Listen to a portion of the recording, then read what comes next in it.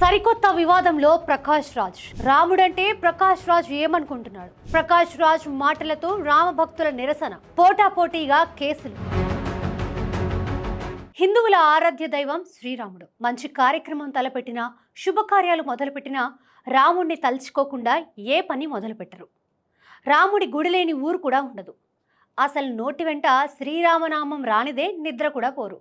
అంతలా హిందువుల జీవన విధానంలో రామభద్రుడు సదా చిరస్మరణీయంగా ఉంటాడు. మరి అలాంటి శ్రీరాముడిపై ప్రకాష్ రాజ్ చేసిన వ్యాఖ్యలు ఇప్పుడు వాళ్ళందరినీ బాధకి గురి చేస్తున్నాయి. ప్రకాష్ రాజ్ ఏం మాట్లాడాడో చూద్దాం. ప్రకాష్ రాజ్ రీసెంట్ గా కేరళ రాష్ట్రంలో జరిగిన సాహిత్య ఉత్సవంలో మత సామరస్యం ప్రజల విశ్వాసం అనే కార్యక్రమంలో పాల్గొన్నాడు.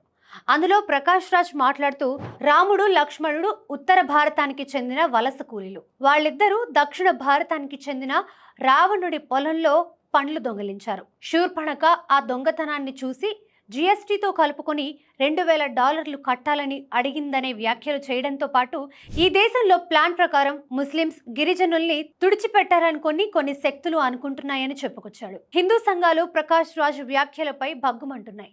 పలు ఏరియాల్లో కేసులు కూడా నమోదు చేశారు. తాను నటిస్తున్నట్టుగా కన్ఫర్మ్ అయిన వారణాసి, స్పిరిట్ చిత్రాల నుంచి ప్రకాష్ రాజ్ ని తొలగించాలని డిమాండ్ చేస్తున్నారు.